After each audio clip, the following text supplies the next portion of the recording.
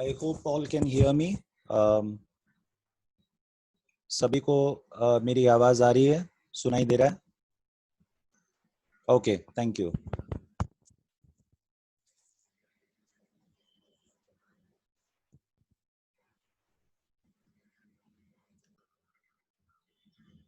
आइए हम सब वचन में जाने के पहले हम सब एक मन होके प्रभु को धन्यवाद देंगे, विशेष करके हमारे बीच में स्पेशली इस बाइबल स्टडी में तीन बच्चे जो एसएससी पास हुआ, प्रभु को धन्यवाद देंगे अक्षय के लिए, अक्षय मिरानी, स्नेहा मिरानी और यश यादव।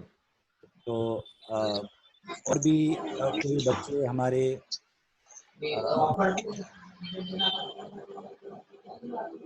और भी कोई बच्चे जो कलीसिया में है, जो एसएससी दिया है, उनके लिए भी धन्यवाद।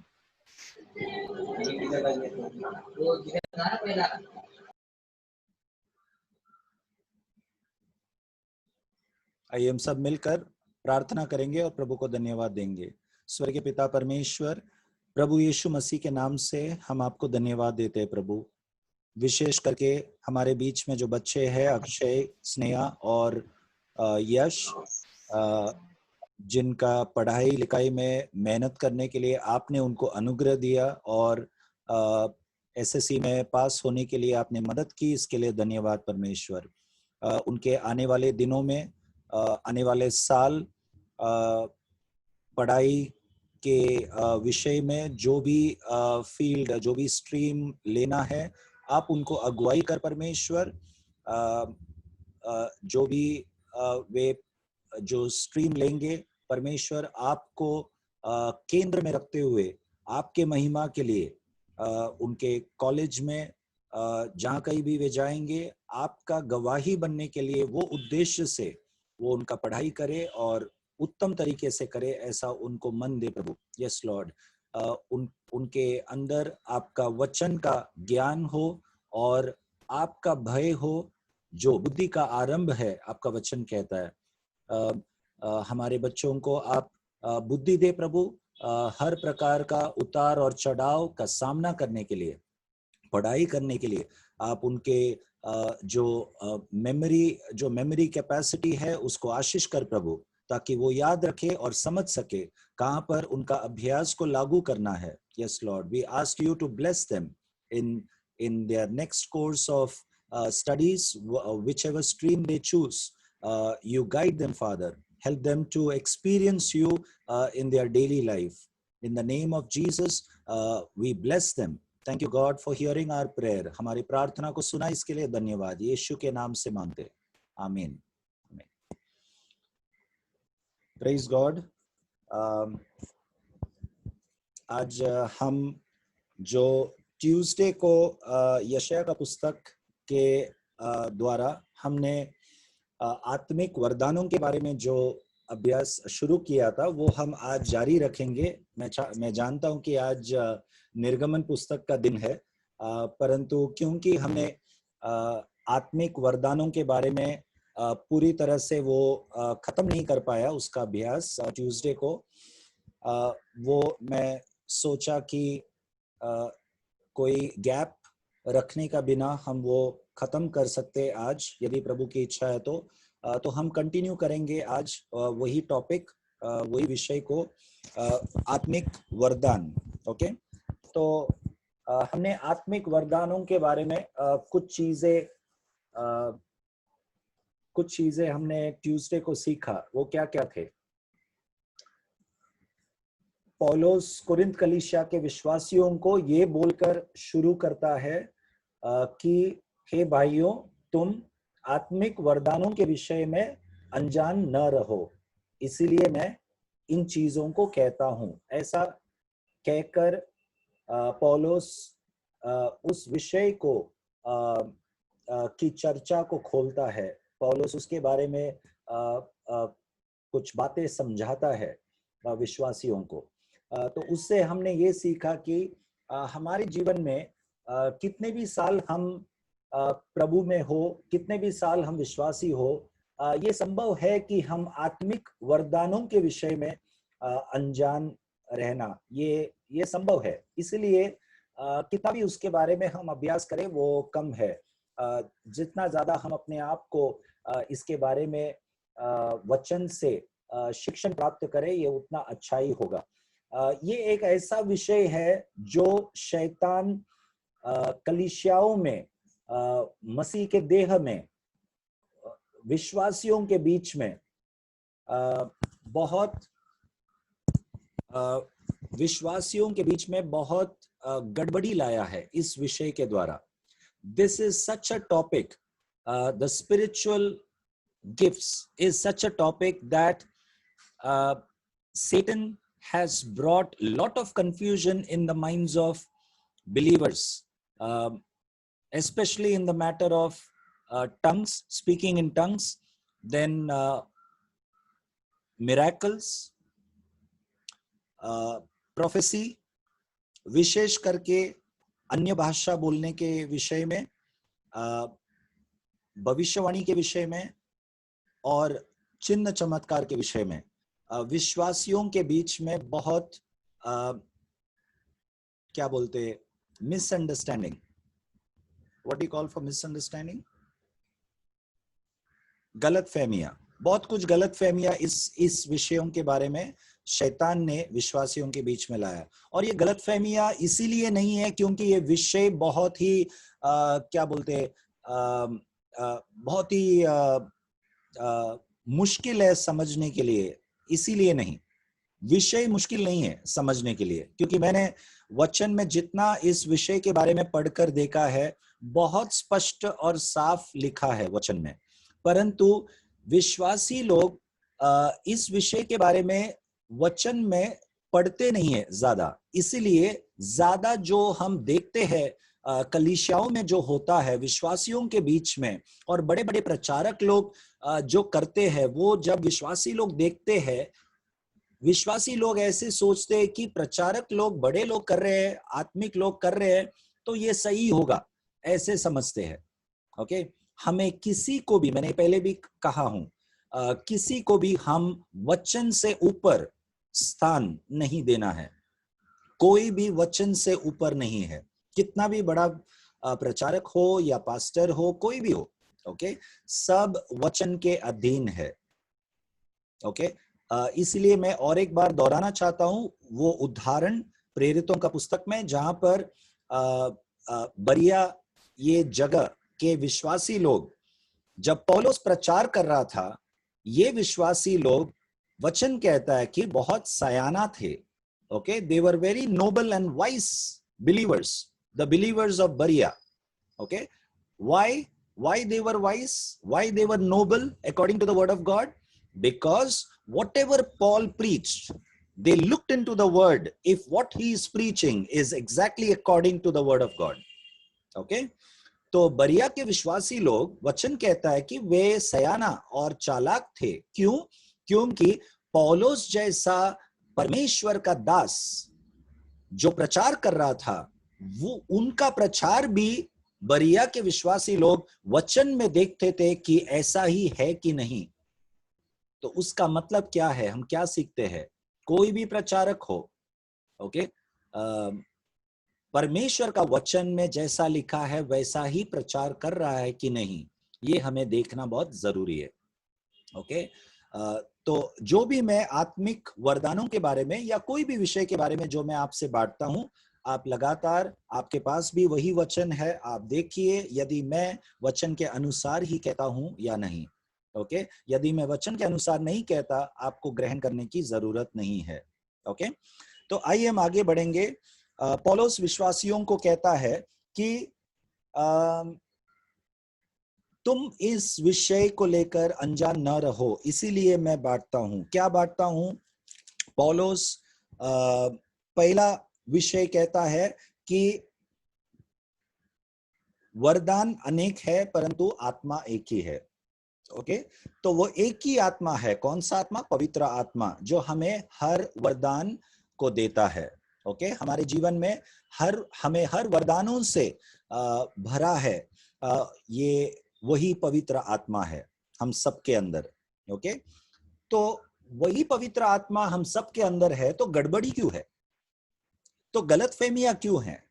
वो इसीलिए कि हमारा समझ और अनुवाद उन वरदानों के विषय में गलत है, इसीलिए।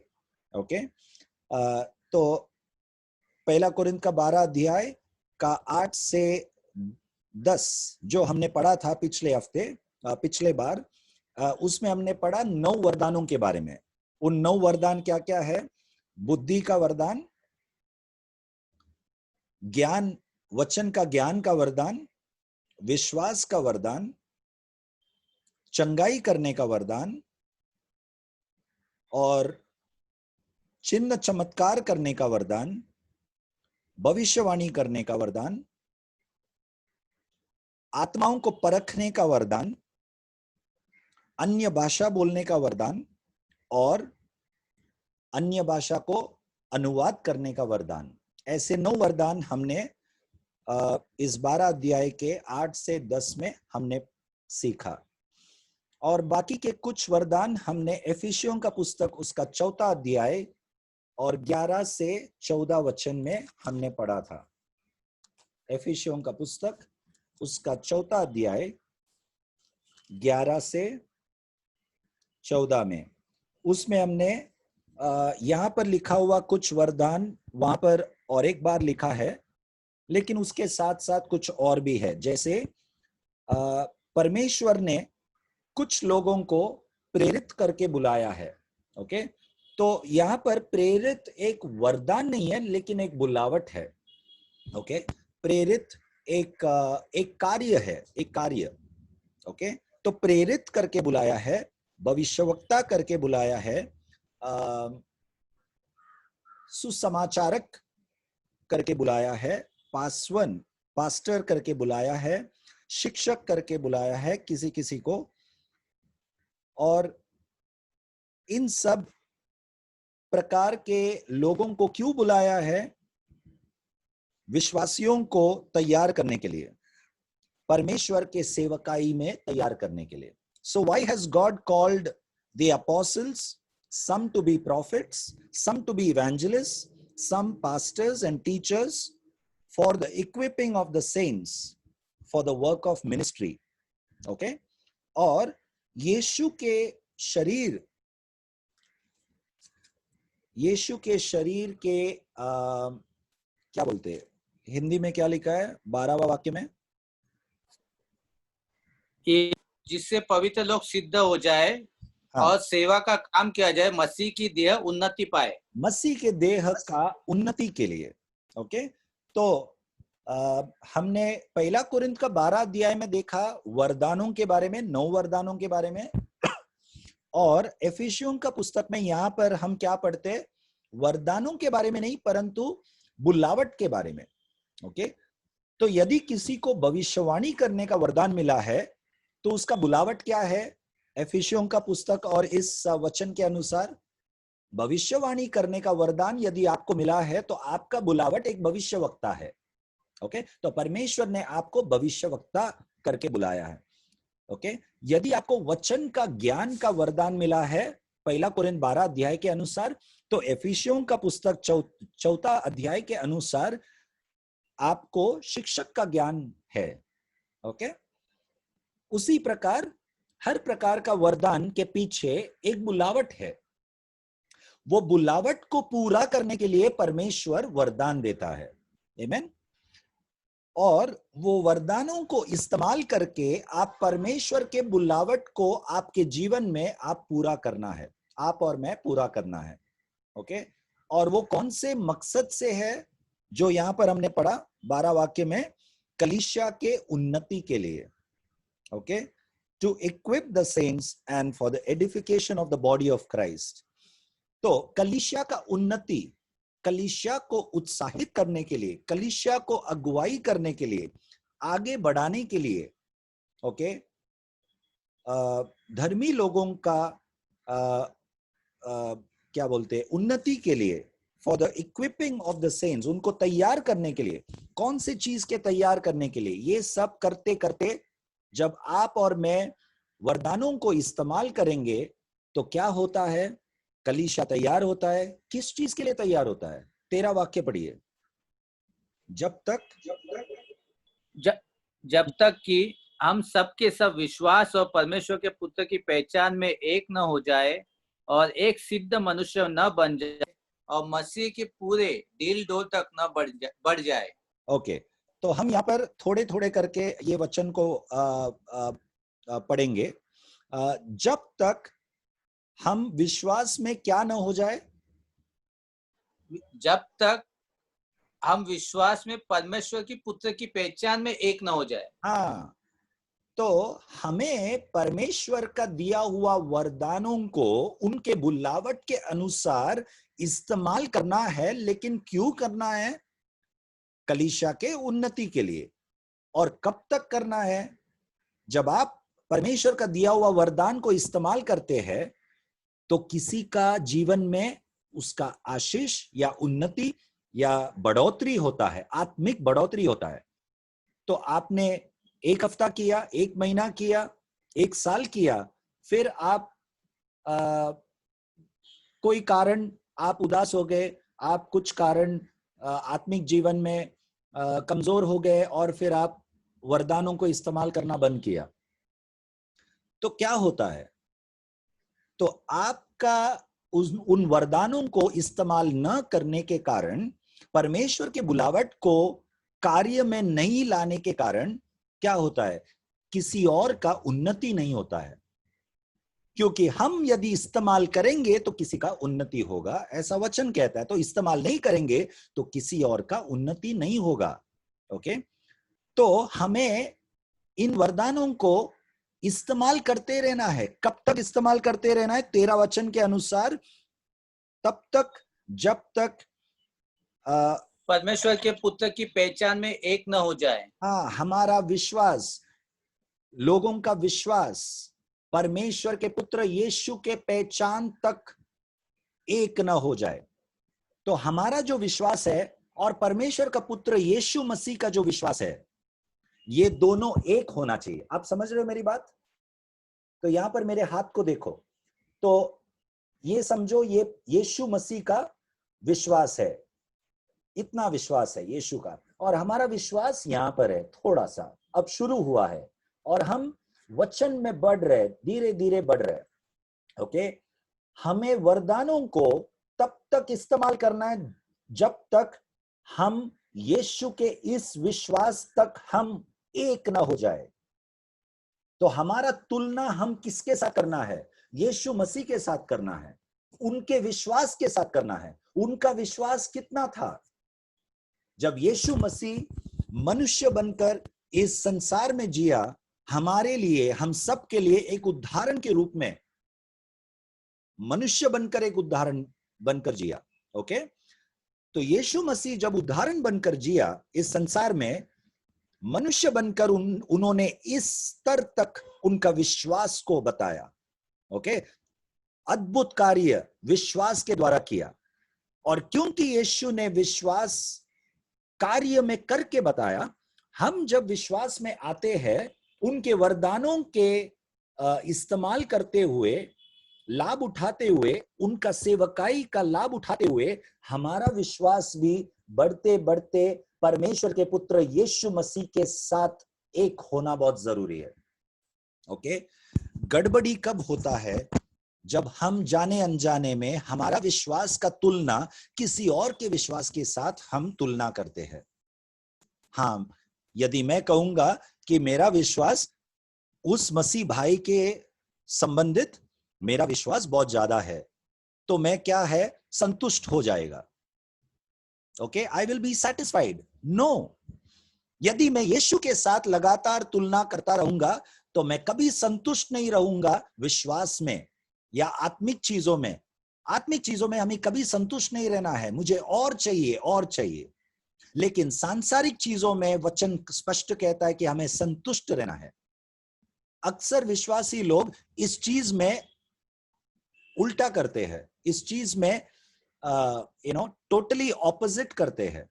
हम सांसारिक चीजों में संतुष्टता नहीं करते हैं, हमें और पैसा चाहिए, हमें और बड़ा पोस्ट चाहिए, हमें और प्रमोशन चाहिए, हमें एक घर है तो और बड़ा घर चाहिए, हमारे हर एक चीज में हम संसार के जो जीवन शैली है, लाइफस्टाइल है, उसके साथ हम तुलना करके हमें उस लाइफस्टाइल के साथ अपने आप को मैच करना है, हमें और चाहिए सांसारिक चीजों में।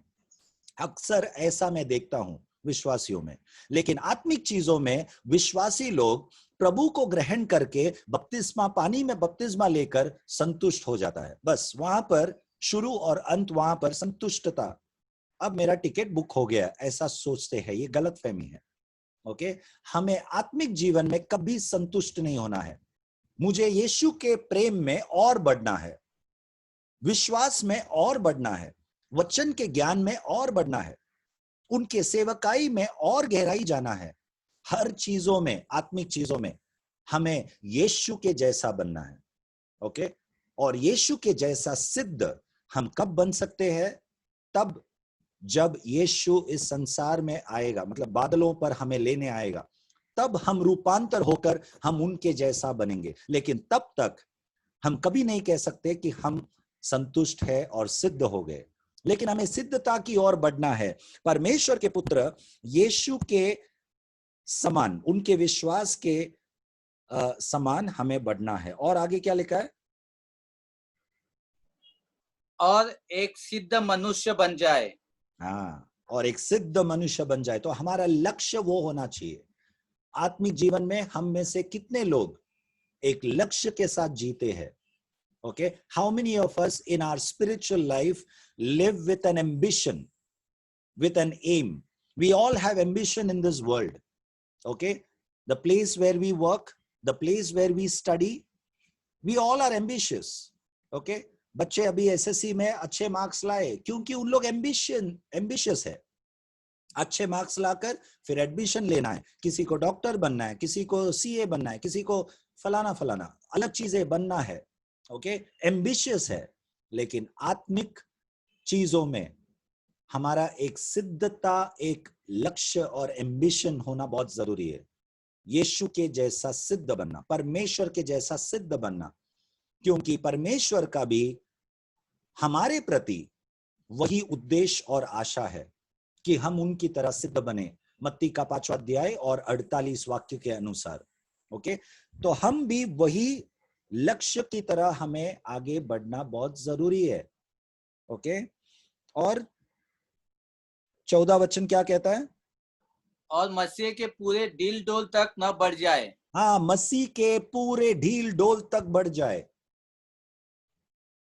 बहुत अच्छी तरह से पौलुस यहाँ पे वर्णन कर रहा है। He is expressing in a very beautiful way.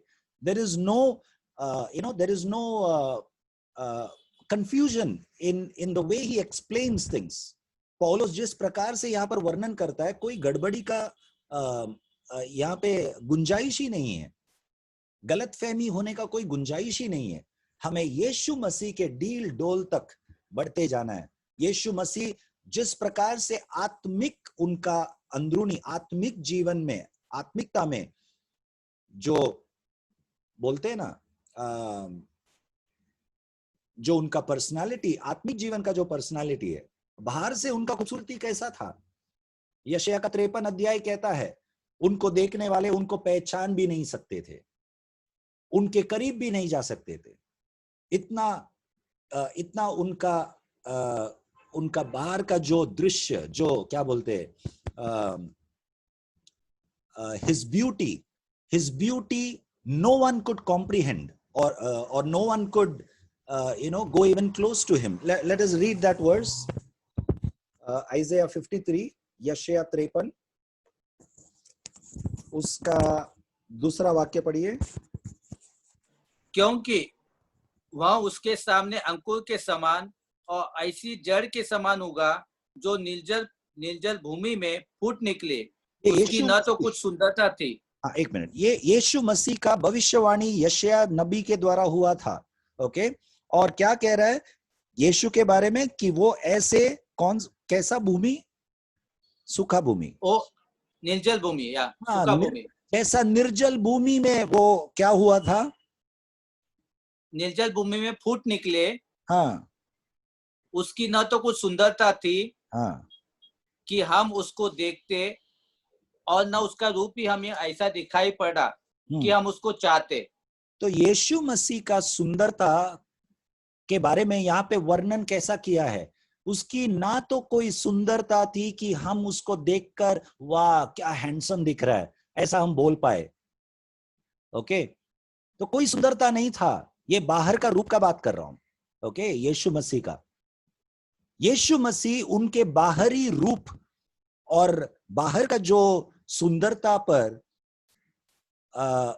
उनको कोई मायने नहीं था, उनको कोई दिलचस्पी नहीं था यीशु मसीह को। ओके, और उनका सुंदरता आखिरी में क्या लिखा है दूसरा वाक्य का? और न उसका रूप ही हमें ऐसा दिखाई पड़ा कि हम उसको चाहते। हम उनको चाह पाए, that we should desire for him, ऐसा उनका कोई सुंदरता था ही नहीं। ओके, तो यीशु मसीह का जैसा जैसा आप रास्ते में जब चलते, कोई कोई जो रास्ते में पड़ा हुआ जो व्यक्ति जो बहुत महीनों से नहाया नहीं है, बहुत बदबू आ रहा है, क्या आप चाहेंगे उनके नजदीक भी जाना? नहीं चाहेंगे। उस प्रकार का वर्णन किया है, अफसोस की बात है, लेकिन उस प्रकार का वर्णन किया है यीशु के बारे में कि उनका सुंदरता ऐसा था कि हम उनके करीब भी ना जा सके, कोई सुंदरता नहीं था। ओके, लेकिन यीशु मसीह के बारे में स्वर्ग से गवाही हुआ। ओके, ये मेरा प्रिय पुत्र है जिससे मैं प्रसन्न हूं। ये वही पुत्र है जिसका बाहरी रूप से कोई सुंदरता नहीं था, परंतु अंदरूनी में परमेश्वर के प्रति यीशु मसीह का आज्ञा पालन करना अंत तक आज्ञाकारी रहा। वचन कहता है क्रूस के मृत्यु तक वो आज्ञाकारी रहा। ओके, ऐसा वचन कहता है। वो है उनका सुंदर था, अंदरूनी सुंदर था। ओके, क्यों ना हम भी हमारे लक्ष्य को, हमारे ध्यान को इन चीजों में केंद्रित करें जो अनंत काल के लिए रहता है। हमारे अंदरूनी सुंदरता, प्रेम का सुंदरता। मैं अक्सर मदर टेरेसा का उदाहरण देता हूं, आपके बीच में भी मैंने कई बार वो उदाहरण दिया है। ओके, मदर टेरेसा के खूबसूरती को अगर देखेंगे तो कोई ऐसा नहीं कहेगा वाओ क्या क्या खूबसूरत दिखती है, कोई फिदा नहीं होएगा उनके बाहरी खूबसूरती को। ओके, लेकिन ऐश्वर्या राय को या कटरीना कैफ को कोई देखेगा, जवान लोग सब वाह क्या दिखती है बोलेगा। ओके, लेकिन मदर टेरेसा का खूबसूरती उनके अंदरूनी उनके कार्य में है, उनके कार्य में है। इसीलिए बाहर का खूबसूरती न होने के बावजूद ओके, विश्व भर के बड़े बड़े नेताएं और सभी राज्य के लोग मदर टेरेसा को जानते थे और बहुत मान सम्मान मिला, बहुत मान सम्मान मिला। आज भी आप YouTube में जाएंगे, उनका बहुत सारा वीडियो आप देख पाएंगे। अमेरिका के राष्ट्रपति के साथ व्हाइट हाउस में इतना मान मिलता है। क्यों? खूबसूरती कुछ नहीं है। Her face is filled with wrinkles and she is a very short heighted person. उनका कद बहुत छोटा है। ओके, लेकिन लोग उठकर उनको सलाम करते हैं। क्यों? क्योंकि गटर में पड़ा हुआ लोगों को वो उठा के उनको नहलाती है, उनकी सेवा करती है। यीशु का प्रेम उनके द्वारा वो उन्होंने दर्शाया, कार्य चाल चलन। ओके, तो यीशु मसीह का बारे में वर्णन वचन में इस प्रकार से किया है कि बाहर के रूप में उनका कोई खूबसूरती नहीं था। ओके, परंतु फिर भी परमेश्वर स्वर्ग से ये गवाही दिया, ये मेरा प्रिय पुत्र है जिससे मैं प्रसन्न हूं। ओके, इसीलिए फिलिपियों का पुस्तक 2 अध्याय का 8वां वाक्य में लिखा है कि यीशु का नाम परमेश्वर ने सभी नामों से ऊंचा किया, सभी नामों से ऊंचा किया। ओके, क्योंकि उन्होंने अपने आप को शून्य किया, इसीलिए उनका नाम ऊंचा किया कि सब नाम, सब लोग, सभी का घुटना टेके यीशु के नाम पर। ओके, तो मैं ये क्यों कह रहा था, क्योंकि एफिसियों का पुस्तक में जो हमने 4 अध्याय में पढ़ा कि यीशु मसीह के ढील डोल तक हमारा बढ़ाई, हम बढ़ना बहुत जरूरी है। वो ढील डोल बाहर का शारीरिक ढील डोल नहीं है, परंतु अंदरूनी उनका प्रेम का स्वभाव, उनका विश्वास, ओके, उनका आज्ञा पालन का जो स्वभाव है, इन चीजों में यीशु मसीह बहुत ही हैंडसम, उनका personality, okay. So personality lies in the nature of a person, inside nature. Personality is not the outside beauty of a person, okay. तो उस स्तर तक, उस हद तक विश्वासी लोग बढ़ने के लिए परमेश्वर ने कलीसिया में एक प्रबंध किया है। विश्वासियों को उस ढील डोल तक, विश्वास में, प्रेम में और परमेश्वर के स्वभाव में बढ़ने के लिए, उनके जैसा सिद्ध बनने के लिए परमेश्वर ने कलीसिया में एक प्रबंध किया है। वो प्रबंध क्या है? आत्मिक वरदानों का इस्तेमाल, उनके बुलावट का कार्य, वरदानों को इस्तेमाल करते हुए, okay. That is the provision God has kept in the body of Christ. And the sad part is that many of us, we do not, first of all, we do not recognize God's calling in our life. We do not recognize what is the gift God has given us. And because of that, we are not able to exercise the gift. And due to which, many in the church, because we don't exercise the gift, many do not grow up to the level of Christ. Okay? And hence, I see many believers in the body of Christ weak, spiritually weak, like a malnutrition child. क्योंकि हम आत्मिक वरदानों को पहचानते नहीं है, परमेश्वर के बुलावट को जानते नहीं है हमारे व्यक्तिगत जीवन में, और हम इस्तेमाल नहीं करते कलीसिया में इन वरदानों को, तो लोग परमेश्वर के ढील डोल तक बढ़ते नहीं है, बढ़ नहीं पाते। इस कारण ज्यादातर विश्वासी लोग आत्मिक जीवन में कमजोर रहते हैं। हर प्रकार के हवा और झोंके से वो हिल जाते हैं, जो आगे लिखा है, पढ़ते जाओ। They are ताकि आगे को बालक न रहे, जो मनुष्य की ठग विद्या और चतुराई से, उनके भ्रम की युक्तियों के और उपदेश के हर एक झोंके से उछाले और इधर उधर घुमाए जाते हो। इधर उधर घुमाए जाते हैं। यदि हम उनके परमेश्वर के आत्मिक वरदानों को इस्तेमाल नहीं करेंगे, लोग परिपक्व नहीं होंगे आत्मिक जीवन में, और लोग परिपक्व नहीं होंगे तो हमारे बीच में ऐसे लोग हैं, मतलब मसीह लोग, जो आत्मिक जीवन में कमजोर है। तो हर प्रकार के क्या बोलते हैं, हर प्रकार के शिक्षण, गलत शिक्षणों में, गलत प्रकार के मार्गदर्शनों में विश्वासी लोग इधर उधर क्या हो जाते हैं? घुमाए जाते हैं, बहकाए जाते हैं। इंग्लिश में लिखा है, they are tossed to and fro and carried about with every wind of doctrine, okay. हम बहुत बड़ा एक क्या बोलते हैं, आत्मिक एक आत्मिक व्हाट डू यू कॉल, एक आत्मिक सुनामी के बीच में है। एक आत्मिक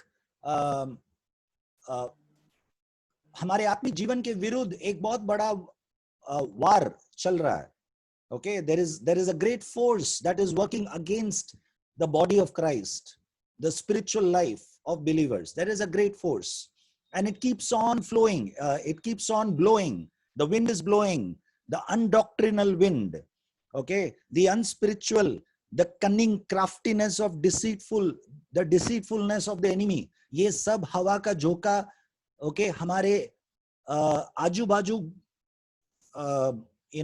घूम रहा है, और कई विश्वासी लोग मजबूत नहीं है। उनका नींव जो है यीशु मसीह, उस चट्टान पर मजबूत नहीं है, इन वचनों पर मजबूत नहीं है, इसलिए हर प्रकार के झोंके में वो हिलते डुलते रहते हैं, हिलते डुलते। Okay, so that is why I'm explaining this in detail, is because the importance of exercising the spiritual gifts in our life. Do not expect only a pastor or a leader to do everything. Okay, it is every believer's job to identify what gift you have and start exercising. The power of the Holy Spirit will lead you. प्रेरितों का पुस्तक के पहला कलीसिया जो स्थापित हुआ था, उसमें हर विश्वासी आत्मा में परिपूर्ण थे. हर विश्वासी, केवल पतरस, यूहन्ना और इन प्रेरितों के अंदर नहीं था, परंतु हर विश्वासी आत्मा में परमेश्वर के वरदानों को इस्तेमाल कर रहे थे. That is why seek for spiritual gifts. Bible says, Paul says, okay, seek for spiritual gifts. आत्मिक वरदानों के खोज में लगे रहो, प्रार्थना करते रहो. ओके, प्रभु मुझे पवित्र आत्मा के सामर्थ्य से भरो. ओके, आगे बढ़ेंगे. और हमने ये भी देखा था बाकी वरदान. पहला कोरिन्थ 12 अध्याय में हमने देखा कैसे नौ वरदानों के बारे में. रोमियों का पुस्तक उसका 12 अध्याय में 4 वचन. रोमियों का पुस्तक 12 अध्याय उसका 4 से 8. Romans chapter 12 verse 4 to 8. और भी वरदान हमने विस्तार में देखा था. पढ़िए. क्योंकि जैसी हमारी एक देह में बहुत से अंग है और सब अंगों का एक सा ही काम नहीं, वैसा ही हम जो बहुत है मसीह में एक देह होकर आपस में एक दूसरे के अंग है, जबकि उस अनुग्रह के अनुसार जो हमें दिया गया है हमें भिन्न भिन्न वरदान मिले हैं. अब हम धीरे धीरे जाएंगे. हमें परमेश्वर के दिए हुए अनुग्रह के अनुसार हमें भिन्न भिन्न वरदान दिए गए हैं. जैसे पढ़िए. जिसको भविष्यवाणी का दान मिला हो वह विश्वास के परिणाम के अनुसार भविष्यवाणी करे. आप में से किसी को भी भविष्यवाणी का वरदान मिला है तो आपके अंदर जितना विश्वास है उसके अनुसार आप भविष्यवाणी का वरदान को इस्तेमाल करें. तो यहां पर एक बहुत बड़ा एक सत्य उभर आता है. क्या है कि हर एक के अंदर का विश्वास अलग अलग है. ओके, किसी को बहुत ज्यादा विश्वास है, किसी को थोड़ा कम है. So don't compare your faith with somebody else's faith. Do not try to imitate someone else, copy someone else. कई बार ये भी गड़बड़ी हम वरदानों के उपयोग में करते हैं. कई लोग नकल करते हैं, कोशिश करते, जाने अनजाने में होता है. तो यहां पर लिखा है यदि आपको भविष्यवाणी का वरदान मिला है तो आपके विश्वास के, क्या लिखा है, विश्वास के परिमाण के अनुसार भविष्यवाणी करे. विश्वास के परिमाण, in the proportion to your faith you can prophesy. Okay, go ahead. यदि सेवा करने का दान मिला हो तो सेवा में लगा रहे. यदि सेवा करने का दान मिला हो तो सेवा में लगे रहे. तो अभी हम जो भी वरदान के बारे में पढ़ते जाएंगे, जो पहला भविष्यवाणी के बारे में विश्वास के परिमाण के अनुसार जो लिखा है वो हर चीज में लागू होता है, हर वरदान में लागू होता है. तो यदि सेवा करने का, सेवकाई का वरदान मिला है तो आपके विश्वास के अनुसार सेवकाई करे. उसमें क्या मैं आपको समझा सकता हूं कि कोई विश्वासी लोग हैं जो परमेश्वर के बुलावट उनके जीवन में होने के बाद वो अपना काम छोड़कर, जॉब सब रिजाइन करके, या तो वो ऐसे कोई गांव में जाते हैं या नॉर्थ इंडिया में, पूर्व में जाते हैं, कोई छोटा गांव में जाकर बहुत ही मुश्किल परिस्थितियों में जाकर सेवकाई करता है. तो वो व्यक्ति का विश्वास उतना है, इसीलिए वो गंभीर परिस्थितियों में जाकर सताव का सामना करके करता है. वो व्यक्ति ने किया, इसीलिए आपको भी करना चाहिए, जरूरी नहीं है. आपके विश्वास के परिमाण के अनुसार आपको यदि परमेश्वर ने बुलाया है और आपको उतना विश्वास नहीं है कि आप अपना जॉब को छोड़कर वो कदम उठाए, तो कोई प्रॉब्लम नहीं है, आप अपना जॉब के साथ साथ करो. लेकिन मुख्य बात यह है कि परमेश्वर के बुलावट और वरदानों के अनुसार आप इस्तेमाल करो उन वरदानों को, आपके विश्वास के परिमाण के अनुसार. Okay, to the proportion of your faith exercise the gift. No one in the body of Christ should be idle. कोई भी मसीह के देह में, कलीसिया में, कोई भी विश्वासी बिना कोई कामकाज नहीं होना चाहिए. मैंने पहले भी बहुत बार कह चुका हूं, विश्वासियों में परमेश्वर को आलसी विश्वासी नहीं पसंद. यदि हम विश्वास करते हैं, बहुत बड़ा एक जिम्मेदारी को हम अपने ऊपर लेते हैं. परमेश्वर का राज्य का जिम्मेदारी इस भूमि में, इस धरती में हमें पूरा करना है। अपने अपने विश्वास के अनुसार वो पूरा कीजिए। आगे बढ़िए। यदि कोई सिखाने वाला हो तो सिखाने में लगा रहे। हाँ, यस। जो उपदेशक हो वह उपदेश देने में लगा रहे। दान देने वाला उदारता से दे, जो अगुवाई करे वह उत्साह से करे, जो दया करे वह हर्ष से करे। तो यहाँ पर इन सब चीजों को भी वरदानों में गिना गया है, जो मैंने पिछले बार आपसे कहा था। ओके, जो नहीं थे पिछले बार, उनके लिए उनके ध्यान के लिए मैं वापस कह रहा हूं। ओके, तो लोगों को उत्साहित करना वो भी एक वरदान है। आपको पता है, हम पौलुस के बारे में बहुत पढ़ते हैं। पूरा पुराना नियम ज्यादा करके पौलुस को परमेश्वर ने इस्तेमाल करके हमारे पास बहुत सारे पत्रिका या किताब इस बाइबल में है। पौलुस का यीशु मसीह परमेश्वर के द्वारा इस्तेमाल किया हुआ कार्यों के बारे में लिखा है। तो पौलुस एक परमेश्वर का बहुत बड़ा एक दास, और अद्भुत तरीके से परमेश्वर ने इस्तेमाल किया पौलुस को। ओके, तो पौलुस के बारे में सब लोग जानते हैं, लेकिन आप में से कितने लोग बरनबास को जानते हैं? बहुत लोग बरनबास को याद भी नहीं करते। लेकिन आपको पता है, जो भी पौलुस था, जो भी पौलुस बना, वो एक बरनबास उसके जीवन में था शुरुआत में, जो उसको उत्साहित किया। ओके, तो उत्साहित करना ये सबकी बस की बात नहीं है, सबसे नहीं होता कभी कभी। ओके, कुछ लोग रहते हैं कलीसिया में जो अक्सर उनका नजर ऐसे लोगों पर जाता है जो उदास है, जिनको वो काउंसलिंग करता है, उत्साहित करता है। ओके, वो एक वरदान है, वो एक वरदान है। हम सबको उत्साहित करना है, लेकिन कुछ लोगों को विशेष वो वरदान मिलता है, जिस कारण बड़े बड़े परमेश्वर के दास उत्पन्न होते हैं। ओके, तो उत्साहित करना एक वरदान है। और फिर वहां पर लिखा है दान देना, और वो भी कैसा देना? हर्ष के साथ देना। To give with liberality. Okay, तो हम में से सभी लोग दान देते होंगे, लेकिन कुछ लोग हैं जो अपना जरूरत को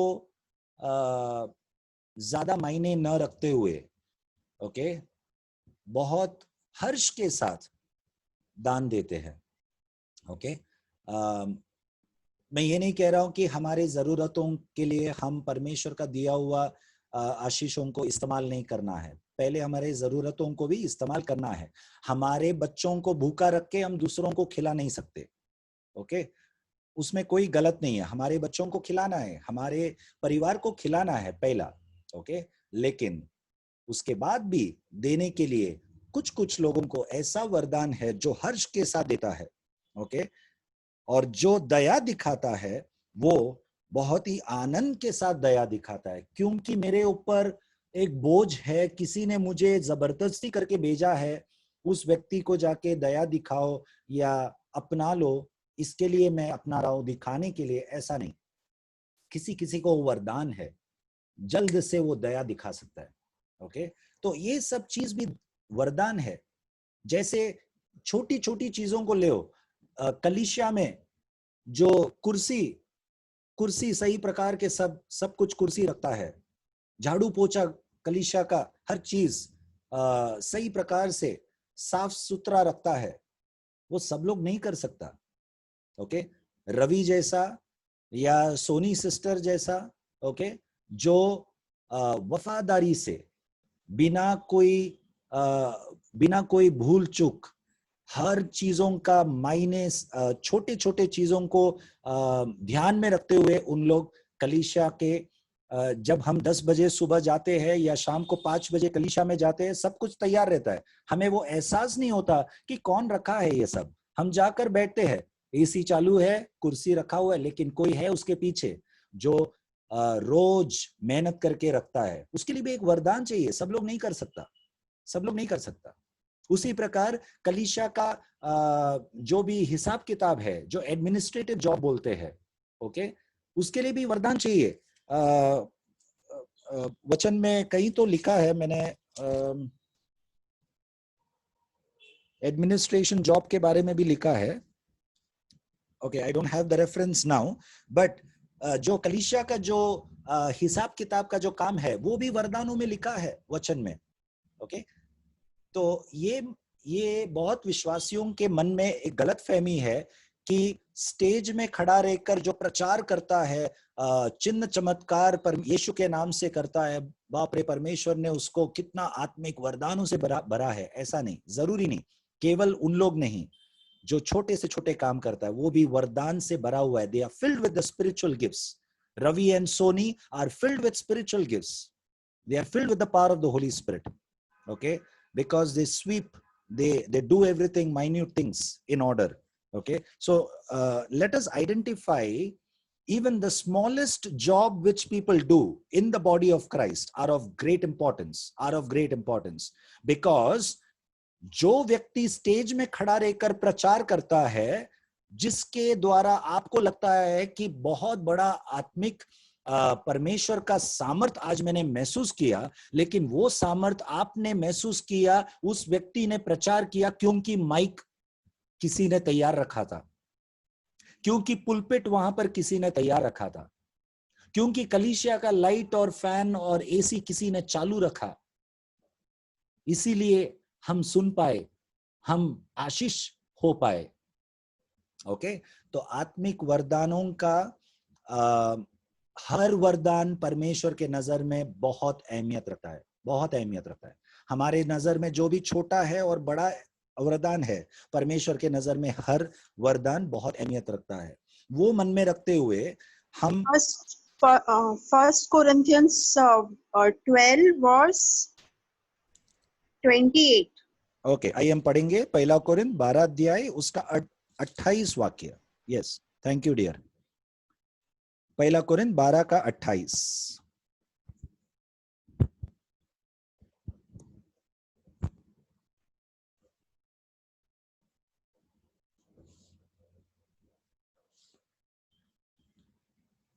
एशिया में अलग अलग व्यक्ति नियुक्त किए हैं. प्रथम प्रेरित, दूसरे भविष्यवक्ता, तीसरे शिक्षक, फिर सामर्थ्य के काम करने वाले, फिर चंगा करने वाले और उपकार करने वाले और प्रबंध करने वाले.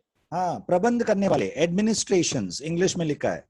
सो 28 वाक्य शुरू कैसे होता है? परमेश्वर ने अलग अलग लोगों को कलीसिया में नियुक्त किया है. परमेश्वर ने नियुक्त किया है. ओके, और नियुक्त किए हुए लोगों का लिस्ट देखो. प्रेरित, भविष्यवक्ता, प्रचारक या शिक्षक, चिन्ह चमत्कार करने वाला, फिर सहायक, चंगा करने वाला. हाँ, चंगा करने वाला. उसके बाद क्या है? उपकार करने वाले. हाँ, उपकार करने वाला, मतलब इंग्लिश में लिखा है हेल्प, मदद करने वाले लोग. और फिर प्रबंध करने वाले लोग, मतलब एडमिनिस्ट्रेशन जॉब के लिए. तो एक प्रचारक, एक भविष्यवक्ता और एक प्रेरित, एक शिक्षक, वही लिस्ट में वचन, वही लिस्ट में मदद करने वाला व्यक्ति, प्रबंध करने वाला व्यक्ति, एडमिनिस्ट्रेशन, चर्च का जो एडमिनिस्ट्रेशन जॉब है वो भी वही लिस्ट में लिखा हुआ है. इसीलिए मैं कहता हूं कोई अंतर नहीं है. It is as important. An administration job of the church is as important as the prophet, the apostle, the teacher. Okay, so let us have a balanced view, a right understanding of all the gifts of the body of Christ, so that we can appreciate every work in the church that is done both in public and behind the scene. जो पर्दे के पीछे किया हुआ हर एक कार्य और जो सबके सामने कलीसिया में जो किया जाता है, उन कार्यों को, सभी कार्यों को हम सही अहमियत दे सके. ओके, वचन का ज्ञान के अनुसार हम कर सकते हो. तो अभी अहमियत देने वाली बात जब आई, तब वचन क्या सिखाता है? हमारे शरीर में जैसे अलग अलग अंग है. Okay, in our body there are different parts in our body. Some are seen outside and some are inside, कुछ अंग हमारे शरीर के वो बाहर दिखता है, कुछ अंग अंदरूनी है। ओके, पढ़िए 12वां अध्याय 1 कोरिन्थ उसका 14 वचन से पढ़िए। इसलिए कि देह में एक ही अंग नहीं है परंतु बहुत से है। यदि पाँव कहे मैं हाथ नहीं इसलिए देह का नहीं, तो क्या वह इस कारण देह का नहीं? और यदि कान कहे मैं आंख नहीं इसलिए देह का नहीं, तो क्या वह इस कारण देह का नहीं है? यदि सारी देह आंख ही होती तो सुनना कहाँ होता? यदि सारी देह कान ही होती तो सूंघना कहाँ होता? परंतु सचमुच परमेश्वर ने अंगों को अपनी इच्छा के अनुसार एक एक करके देह में रखा है। यदि वे सब एक ही अंग होते तो देह कहाँ होती? बस परंतु 18 वाक्य क्या कहता है? परंतु सचमुच परमेश्वर ने अंगों को अपनी इच्छा के अनुसार एक एक करके देह में रखा है। परंतु सचमुच परमेश्वर ने, कोई भी शब्द ना हमें अनदेखा नहीं करना है। परमेश्वर ने सचमुच शरीर के हर एक अंगों को अपने इच्छा के अनुसार जहां पर होना चाहिए वहां पर रखा है। ओके, तो परमेश्वर का इच्छा था कि हमारे हाथ को यहां पर रखे। सबका ध्यान मेरे ऊपर रहे। ओके, तो हमारा हाथ जो है वो यहां पर रहे, ये परमेश्वर का इच्छा था। ओके, तो हमारा हाथ यहां पर क्यों नहीं है, सर पर क्यों नहीं है? बहुत अजीब लगता था ना। इसीलिए वचन कहता है कि परमेश्वर ने मनुष्य को बहुत खूबसूरत तरीके से बनाया है, बहुत खूबसूरत तरीके से। हमारा हाथ यहां से नहीं निकलता, हमारा आंख पैर में नहीं है, हमारा पैर सर पर नहीं है, हमारा कान छाती पे नहीं है। ओके, सब सही